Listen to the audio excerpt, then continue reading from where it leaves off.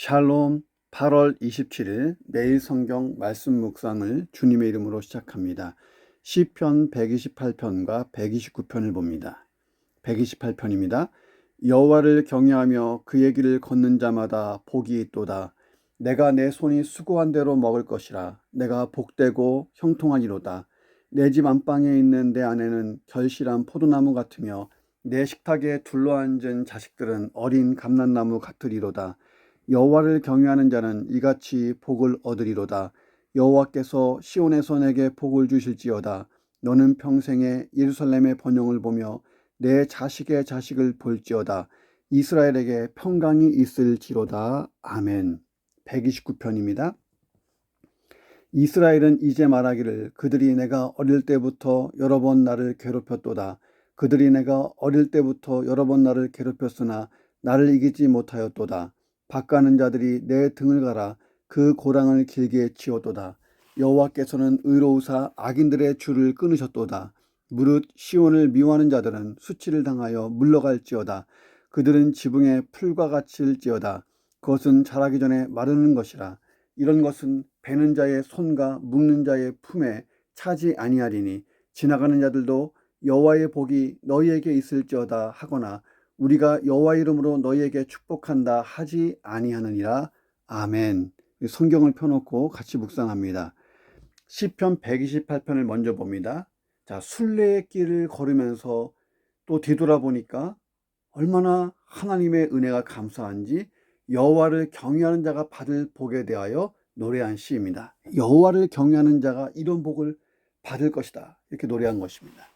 자, 첫 번째, 복된 가정을 만들어내는 유일한 원칙은 다른 거 없다는 거예요. 하나님을 경외하는 신앙, 이것이 복된 가정을 만든다는 것입니다. 승리하기 위해서는 승리의 법칙이 있어요. 성공을 거두기 위해서도 그에 합당한 성공 법칙이 있습니다. 아무리 뛰어난 사람이라도 원칙을 무시하면 자신이 얻고자 하는 것을 얻기가 어려운 거예요. 복된 가정을 만들어가는 일에도 원칙이 있어요. 그건 뭐냐면 유일한 원칙, 하나님을 경외하는 신앙, 이것이 있는가 없는가가 중요해요. 1절에 여호와를 경외하며 그의 길을 걷는 자마다 복이 있도다. 여기서 경외한다, 야레라는 동사가 사용됐습니다. 그러니까 원래는 공포스러운 대상에 대한 감정적인 반응을 뜻하는 단어가 야레예요. 자, 그런데 이 본문에서는 인격적인 존경과 경외, 의로운 행동이나 경건, 예배, 이런 것과 관련하여 사용됐습니다.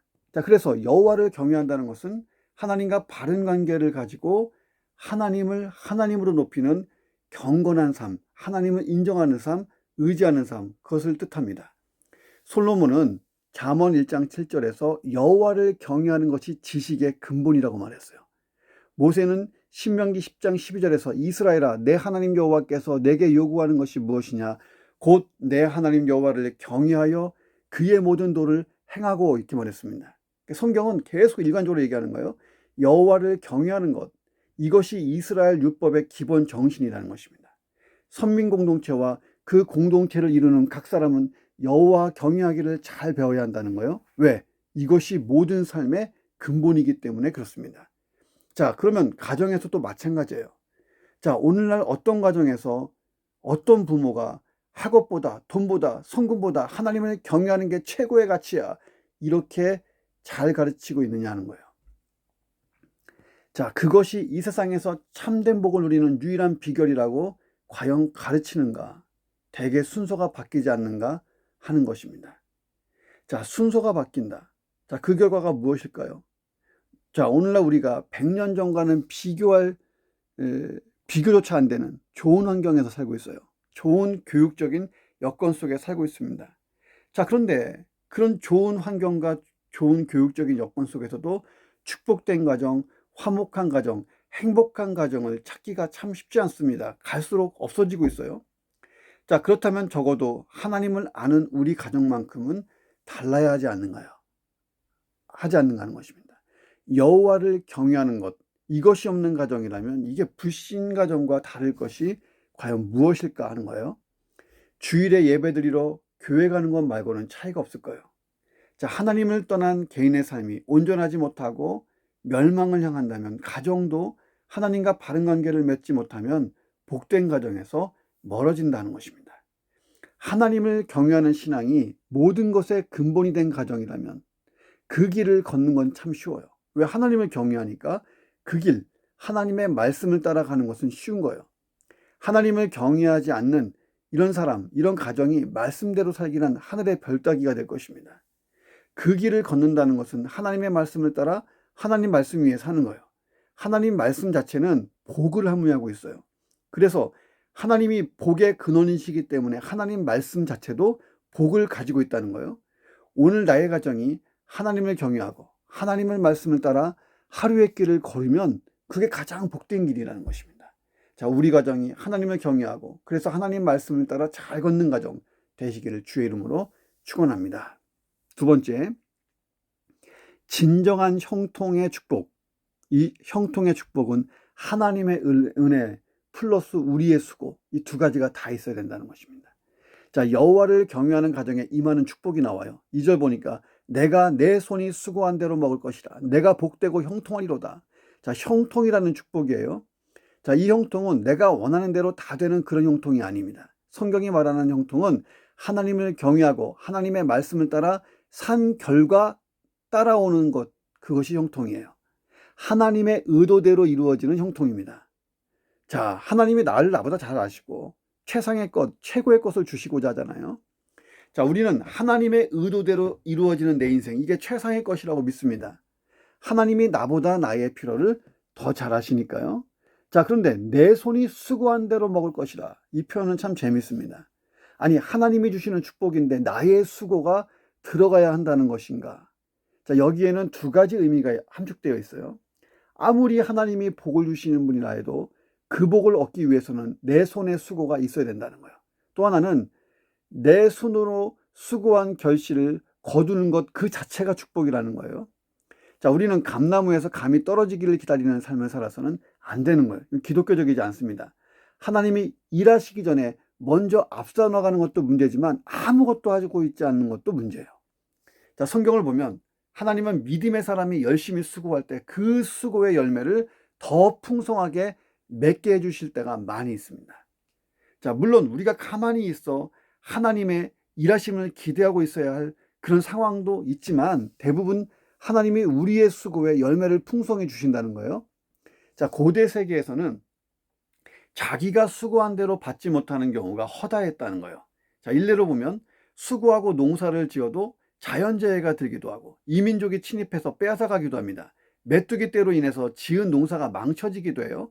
자, 그래서 자기가 수고한 대로 거두어 먹는 것, 이것은 하나님의 돌보심과 보호하심과 지켜주심이 있어야 가능한 거예요. 이 자체가 축복이라는 거죠. 자, 이 하나님의 축복이 영적인 것에만 국한된 것은 아닙니다. 우리가 삶의 현장에서 땀 흘리고 수고할 때 구체적이고 실제적으로 임하는 형통의 축복이에요. 자, 그래서 오늘도 우리가 힘들고 어렵지만 수고할 때에 하나님의 은혜 플러스를 기다릴 수가 있는 거예요. 때로는 하나님의 은혜로만 되는 것이 있지만 대부분 내 삶에 하나님의 은혜 플러스 나의 노력이 함께할 때에 나의 그 노력에 하나님이 몇 배를 채워주시는 그런 형통의 축복이 있는 것입니다. 자, 그래서 오늘도 우리가 즐겁게 일하러 가는 것이고 즐겁게 사는 것입니다. 오늘 내 삶에 은혜 플러스 이것이 임하기를 기대하며 내 수고의 현장으로 즐겁게 출발해 보시기를 주의 이름으로 축원합니다. 세 번째, 이 복된 가정의 풍성함이라는 것은 포도나무와 같은 아내, 감람나무와 같은 자녀. 자, 이것이 복된 가정의 풍성함이에요. 3절, 4절 보세요. 하나님을 경외하는 복된 가정에 임하는 풍성함을 아내와 자녀 이야기로 확대해 갑니다. 그 풍성한 축복을 노래하면서 아내를 포도나무, 자녀를 감람나무에 비유합니다. 복된 가정에는 포도나무 같은 아내와 감람나무 같은 자녀가 어우러져 있다. 그렇게 큰 밭을 이루고 있는 거예요. 자, 먼저 포도나무 앞에는 결실한 포도나무, 결실한이라고 하는 수식어가 붙어 있습니다. 좋은 열매가 주렁주렁 복된 상태로 맺혀 있는 것을 보여줘요. 자녀가 많은 아내의 모습이기도 해요. 왜냐하면 이 시인이 살던 당시에 이 다산은 신의 축복으로 이해되던 시대였습니다. 자, 그런데 다산은 그 자체만이 아니고 이 결실한 포도나무는 다산 그 자체만이 아니고 결실한 이 포도나무가 상징하는 것은 하나님의 풍성한 축복의 결실, 즉 가정의 번영과 화목을 상징하게 됩니다. 자, 3절에 보면 내 집 안방에 있는 내 아내라고 되어 있습니다. 여기에서 안방이라고 나오지만 예레카라고 하는 단어는 후미진 곳, 가장자리, 부분 이런 뜻을 가지고 있는 단어예요. 자, 이스라엘 가정에서 아내의 방이 은밀한 구석에 있다. 자, 이것을 반영하는 표현인데, 자, 이것은 이런 뜻이 있습니다. 가정 재반의 일을 아내가 다 담당하는 것을 함축하는 표현입니다. 자, 아내로 인해서 하나님의 풍성한 축복, 형통케 하는 복이 그 가정 구석구석에 채워지고 있다는 의미가 되는 거예요. 내 집 구석구석에 있는 내 아내, 내 집 후미진 곳에 있는 내 아내. 자, 이 아내, 엄마의 손길이 닿지 않는 것이 없잖아요. 엄마의 손이 닿는 집안 구석구석구석이 다 하나님의 풍성한 축복, 형통한 복으로 가득 채워져 있는 거예요. 그 아내의 수고고 아내의 하나님을 향한 그 경건함 그리고 경외함, 이것이 다 가정의 복이 되는 거예요. 자, 그런 아내, 그런 엄마를 둔 가정 얼마나 행복하겠어요. 엄마가 축복의 통로예요. 엄마를 통해서 하나님의 은혜와 축복이 막 가정으로 막 흘러가는 거예요. 왜? 엄마가 집안 구석구석을 다 돌보고 있어요. 자, 자식은 어린 감람나무에 비유됐습니다. 이 감람나무는 포도나무, 무화과나무와 함께 하나님의 언약 백성의 나라요, 축복의 기업이라고 할 수 있는 이스라엘 자체를 상징합니다. 그러니까 이스라엘을 상징하는 나무의 세 가지, 포도나무, 무화과나무, 감람나무입니다. 자, 그런데 이 감람나무는 특징이 있어요. 그 열매에 많은 양의 지방분을 함유하고 있습니다.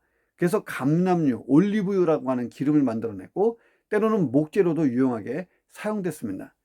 자, 그런데 이 감람나무는 다른 나무들보다 비교적 성장이 더뎌요. 천천히 성장합니다. 10년에서 14년을 기다려야 돼요.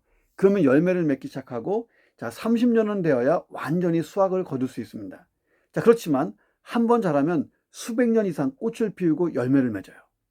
자녀들을 감람나무에 빗댄 것은 그들에게 얼마나 큰 소망이 담지되어 있는지, 또 이 자녀들의 장차 미래가 얼마나 큰 유익을 끼치는 복된 사람이 될 것인지, 자녀의 그 가능성, 미래를 향한 폭발적인 힘, 그런 것들을 상징하게 나타내기 위해서 어린 자녀들을 감람나무에 비친 것입니다. 비유한 것입니다.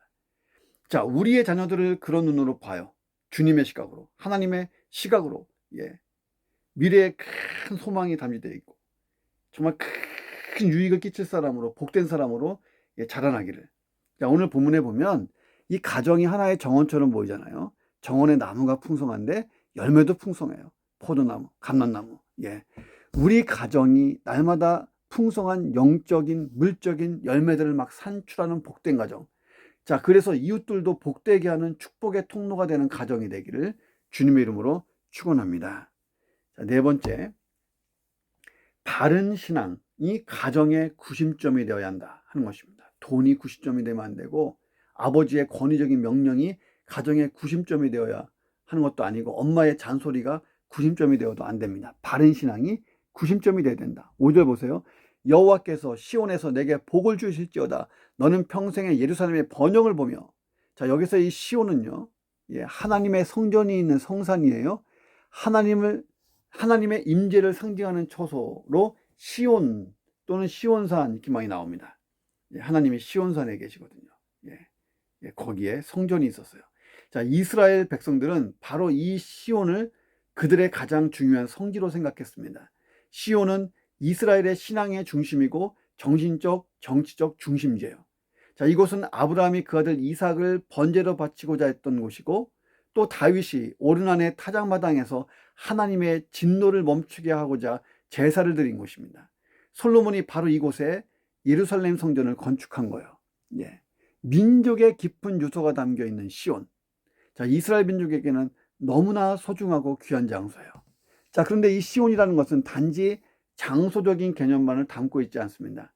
이스라엘 사람들은 자신들을 이스라엘 되게 하는 것으로 그들 마음속에 살아계신 여호와 하나님에 대한 신앙과 믿음, 그리고 과거 하나님께서 그들을 선택하셨고 큰 민족이 되게 하셨듯이 오늘날에도 그들을 인도하실 것이며 회복시킬 거라고 하는 하나님에 대한 기대와 소망을 가지고 있어요. 자, 이것을 시오니즘이라고 부릅니다. 본문에서 시인이 말하는 시온은 장소를 넘어서서 모든 성도의 마음이 향하고 있는 하나님의 보좌를 상징하는 거예요. 자, 시인은 그들을 지으시고 인도하시는 하나님을 믿는 믿음과 이 소망의 터 위에서만 하나님께서 내려주시는 충만한 복을 받아 누릴 수 있다는 사실을 말하는 거예요. 자, 이스라엘은 삶의 중심, 우리의 생각의 중심이 시온이에요. 자, 이 시온은 장소적인 개념보다는 영적인 개념입니다. 우리 가정에도 시온이 구심점이 되어야 돼요. 하나님의 임재, 하나님의 보좌, 하나님이 함께 하시는 그곳, 하나님을 섬기고 예배하는 신앙, 그 믿음이 구심점이 되어야 한다는 거예요. 적금 통장, 집, 자동차, 이게 우리 집을 지켜주고 만드는 어떤 구심점이 되어서는 안 됩니다. 시인은 개인과 가정에서 출발한 이 복이 한데 뭉치면 예루살렘의 번영으로 이어지기를 소망하고 있습니다. 더 나아가서 이스라엘 전체에 평강이 임하기를 기원하는 노래로 나아가기를 노래하고 있습니다. 자, 생각해 보세요. 이스라엘의 한 가정 한 가정이 시온을 바라봐요. 오직 하나님만 바라보며 살아요. 그리고 그 하나님을 구심점 삼고 이 가정이 번영해 나가는 거예요. 자, 그런데 모든 가정이 그렇게 하다 보니까 이게 예루살렘의 번영으로, 이스라엘의 번영으로 나아가는 것입니다. 나의 축복이 나와 내 가정에서 멈추지 않고 세상의 축복이 되는 것, 이것이 우리 가정의 존재 이유고 가장 복된 가정이며 여호와를 경외하는 가정의 특징이고 여호와를 경외하는 가정이 받은 축복 중에 하나인 것입니다.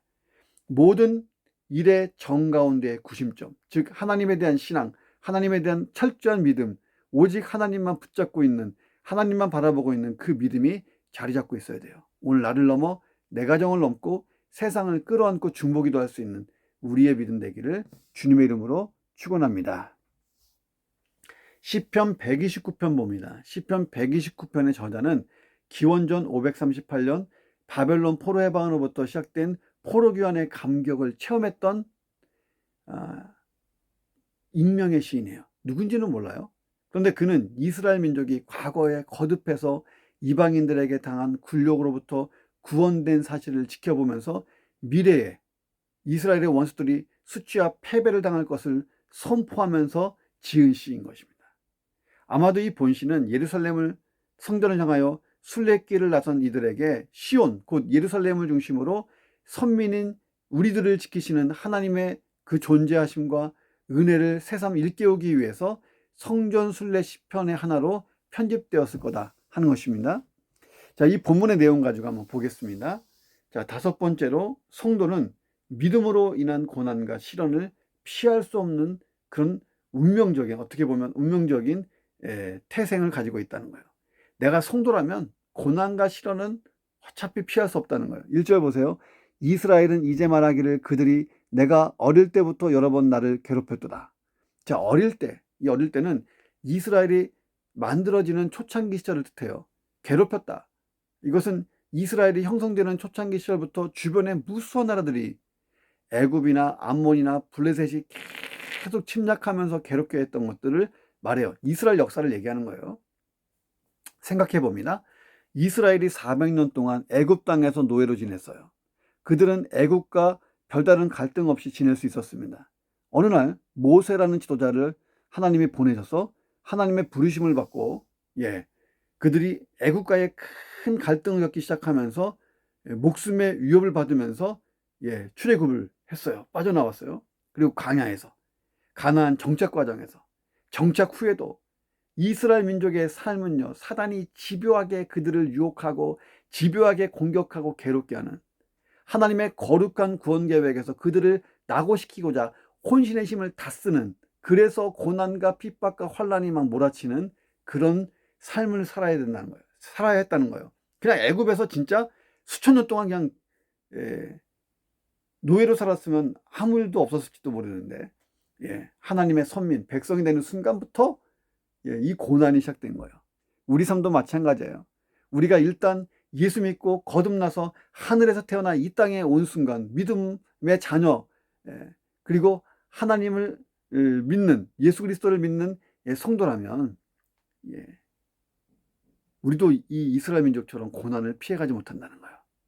자, 하나님의 부르심을 받고 크신 구원의 섭리 가운데 들어와 하나님의 백성, 거룩한 삶을 살고자 하는 모든 성도들에게 수많은 사탄의 공격과 핍박이 온다는 거예요. 자, 사도 바울 보세요. 예수님 만나기 전에는 거칠 것이 없이 살았어요. 부족한 것도 없고 아쉬울 것도 없고 막 그렇게 만족스러운 삶이었습니다. 자, 그런데 그가 예수 그리스도를 영접하고 그 이름을 전파하기 시작하는 순간부터 사도 바울은 죽는 날까지 수많은 시련과 고난을 이겨내야만 했습니다. 자, 그래서 사도 바울이 믿음의 아들 디모데에게 한 말이 있어요. 무릇 그리스도 예수 안에서 경건하게 살고자 하는 자는 핍박을 받으리라. 그러고 보면 시험이 없는 신앙생활은요, 없어요. 고난과 시련이 없는 승리와 구원도 없습니다. 믿음으로 인한 고난과 시련을 피할 수 없다면 우리가 어떻게 해야 돼요? 정면으로 그냥 대응하는 게 좋아요. 자, 시인의 고백처럼 우리는 이미 승리한 싸움을 하고 있어요. 왜? 하나님의 섭리 주권 안에 있잖아요. 믿음으로 이길 수 없는 것은 없어요. 믿음을 이길 수 있는 아무것도 없습니다. 믿음으로 모든 것을 이길 수 있습니다. 오늘도 우리는 믿음으로 인한 고난과 시련을 만날지 몰라요. 자, 그런데 다 하나님의 섭리, 하나님의 허용 범위 안에 있는 거라 하는 것입니다. 자, 욥의 시험처럼. 자, 우리는 이미 하나님의 능력의 손 안에서 구원받은 사람들이에요. 그러니 내 믿음으로 인한 고난과 시련을 두려워할 필요는 없습니다. 오늘도 담대히 하루를 시작할 수 있기를 주님의 이름으로 축원합니다. 자, 3절에 보니까 밭 가는 자들이 내 등을 갈아 그 고랑을 길게 지었도다. 자, 농부가 쟁기로 밭을 갈 때 생기는 깊은 고랑이 있잖아요.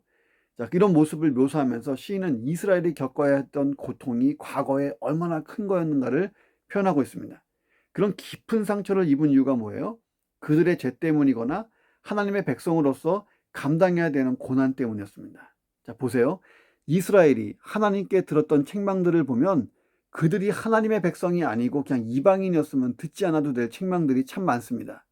내가 성도가 아니라면 결코 갖지 않아도 되는 양심의 가책이나 죄의식 같은 것들이 있죠. 자, 이스라엘의 징계는 하나님의 백성이기 때문에 다른 이방 민족보다 그들이 받는 형벌보다 더 무거운 경우가 많이 있었습니다. 어떻게 보면 길고 깊은 고랑이 그들이 하나님의 백성이라는 표식 자체가 된 거예요. 그 바울도 갈라디아서에서 얘기해요. 내 몸에 예수의 흔적을 지녔다. 이렇게 고백합니다. 자, 우리가 그리스도의 고난을 채워가는 삶을 사는 거예요. 내가 예수님처럼 살다 보면요. 예수님도 얼마나 많은 핍박과 시련을 당했습니까? 십자가의 죽음까지, 그리고 부활까지 예수님은 쭉 나아가셨잖아요.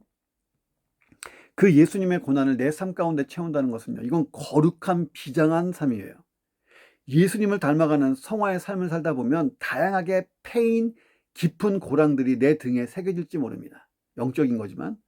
자, 그러나 그런 예수 닮아가면서 내가 성화되는 삶을 살면서 다양하게 패인 깊은 고랑들, 그 흔적들이 내가 예수의 제자라고 하는 증명서, 표식이 될 거라는 거예요. 자, 오늘도 그런 흔적, 예수의 흔적이 남는 삶을 잘 살아보기를 주의 이름으로 축원합니다. 6번째, 믿음으로 승리를 선포하며 악을 이기자는 거예요. 5절 보세요. 무릇 시온을 미워하는 자들은 수치를 당하여 물러갈지어다. 자, 시온은 일반적으로 알려진 예루살렘이 아니고 이스라엘 전체를 나타내는 말이에요. 시인은 하나님이 택하여 세우신 이스라엘을 미워하는 자는 수치를 당하고 큰 낭패를 볼 것이다 라고 선포하고 있습니다. 자, 우리가 이런 선포를 할 수 있는 이유가 뭐예요? 하나님이 최종 판결자이기 때문에 그래요. 자, 그래서 우리는 이미 승리를 확정해 놓고 싸우는 거예요. 왜요? 하나님 편에 우리가 서 있잖아요. 문제는 정말 내가 하나님 편에 서 있는가, 여기에 포인트가 있는 것입니다. 자, 고대 근동 지역의 세력 판도를 보세요. 이 팔레스타인 지방의 서쪽에는 전통적인 강국 애굽이 있어요.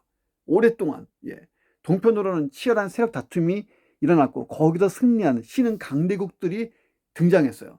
아수르, 바벨론, 페르시아, 그 팀바구니 속에서 하루도 편할 날이 없는 곳이 팔레스타인 땅입니다. 그들의 역사는 늘 바람 앞에 촛불 같았어요. 언제 역사의 뒤안길로 사라져버릴지 모르는 위태하고 힘겨운 상황들의 연속이었습니다. 자, 그런데 이스라엘의 역사를 보면 정작 기쁨의 함성으로 승리를 외친 쪽은 이스라엘이라는 거예요.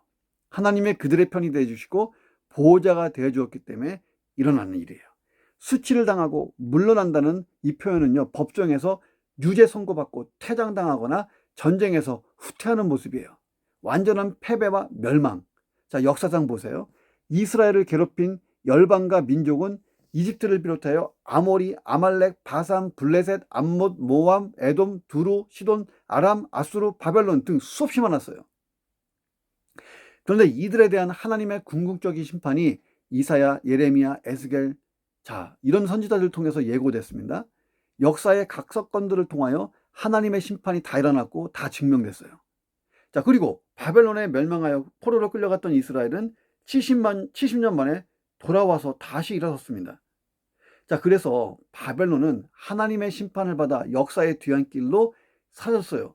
근데 이스라엘은 존재합니다. 시인이 외쳐요. 무릇 시온을 미워하는 자들은 수치를 당하여 물러갈지어다. 미래에도 그럴 것이고 앞으로도 계속 그럴 것이다. 자, 시온은 영원할 것이고 악인은 수치를 영원히 당할 것이다. 이런 믿음의 담대함으로 선포했습니다. 자, 나를 둘러싼 사탄의 공격, 악한 세상의 영향력 여기저기에 있어요. 마치 쥐레를 밟는 것처럼 우리가 정말 아슬아슬한 삶을 살지도 모릅니다. 자, 그러나 우리가 이미 이긴 싸움을 하고 있기 때문에 시인처럼 선포할 수 있어요. 수치를 당하여 물러갈지어다. 예, 하나님이 하십니다. 오늘도 재판장이신 하나님께 모든 것 맡기고 나는 나의 길을 믿음으로 잘 가시기를 주의 이름으로 축원합니다. 자, 마지막 7번째, 악은 급속히 성장하지만 결국 파멸한다는 거예요. 6절 7절 보세요. 그들은 지붕의 풀과 같을지어다. 그것은 자라기 전에 마르는 것이다. 이런 것은 베는 자의 손과 묶는 자의 품에 차지 아니할 것이다. 이 말이 무슨 뜻일까요? 자, 밤낮으로 먼지바람이 강하게 불어요. 팔레스타인 지역엔. 자, 그래서 집의 지붕에 바람을 따라 날아온 흙들이 막 쌓입니다. 거기에 씨앗도 같이 날아올 때가 있어요. 자, 그래서 약간의 습기가 있으면 이 씨앗이 자라요. 잡초가면 무성하게 자라는 거예요. 자, 그런데 서서히 뿌리를 내려야 되는데도 불구하고 흙이 얇고 단단한 지붕의 골격 때문에 뿌리를 깊게 내리지 못하고 강렬한 태양빛이 내리쬐을 때에 필요한 수분과 양분을 흡수하지 못해서 이 잡초들이 얼마 가지 못해서 다 시들어버리고 말라버립니다. 자, 시인은 이렇게 얘기하는 거예요. 이스라엘의 대적들은 똑같다. 지붕 위에 자라는 풀과 같은 것이다. 일시적이고 한계적이다 하는 것입니다. 시인은 처음에는 왕성한 생명력을 가지고 자라는 듯 하지만 뿌리가 깊지 못해서 잠깐 동안 자라다가 말라버리는 풀처럼 악인들의 역사는 왕성한 것 같지만 오래가지 못할 것이며 졸지에 황폐케 되어 망하게 될 것이다. 이렇게 선포한 것입니다. 자, 이스라엘이 바벨론에 패하여 포로로 끌려갔어요. 바벨론 여러 땅으로 흩어지게 되는 치욕을 당했어요. 자, 하나님께서는 누구도 막을 수 없을 것 같은 승승장구하던 대제국 바벨론은요, 한순간에 무너뜨렸어요. 100년을 넘기지 못했어요. 바벨론 제국이 그들을 진짜 지붕의 풀과 같은 존재로 만드셨다는 거예요. 이사야서를 보면 히스기야 왕 시절에 북이스라엘을 무너뜨리고 예루살렘까지 쳐들어왔던 아수르 군대가 하룻밤에 무너질 것을 예고하는 장면이 나와요. 그 예언이 나오는데 거기 이렇게 나옵니다. 그러므로 그 주민들이 힘이 약하여 놀라며 수치를 당하여 들의 풀같이, 푸른 나물같이, 지붕의 풀같이, 자라나지 못한 곡족같이 되었느니라. 자, 하나님의 뜻이 성취될 때에 우리를 괴롭게 하고 힘들게 했던 모든 악은 소멸되며 파멸되는 것입니다. 요한계시록에 보면 그 중에 아주 왕초 악한 사탄과 사탄이 영향력을 주는 그 모든 세력이 다 불못에 던져지는 장면을 우리는 보는데 진짜 내 눈으로 보게 될 것입니다. 8절 보세요. 지나가는 자들도 여호와의 복이 너에게 있을지어다 하거나 우리가 여호와의 이름으로 너에게 축복한다 하지 아니하느니라. 자, 이 얘기는 뭐냐면 여호와의 복이 너에게 있을지어다 우리가 여호와의 이름으로 너에게 축복한다. 자, 이 말은 언제 쓰는 말이냐면 이스라엘 백성들이 추수할 때 추수꾼끼리 주고받는 문안 인사예요. 룻기서에 보면 나와요. 자, 그런데 시인은 여기서 악인들에게는 이런 인사조차 합당하지 않게 될 거라고 말하는 거예요. 왜? 추수밭의 곡식이 지붕 위에서 말라가는 풀처럼 제대로 자라지 못하고 있으니 시들어져 있으니 듬성듬성 있으니 그 말을 한다는 게 되게 무색한 말이잖아요.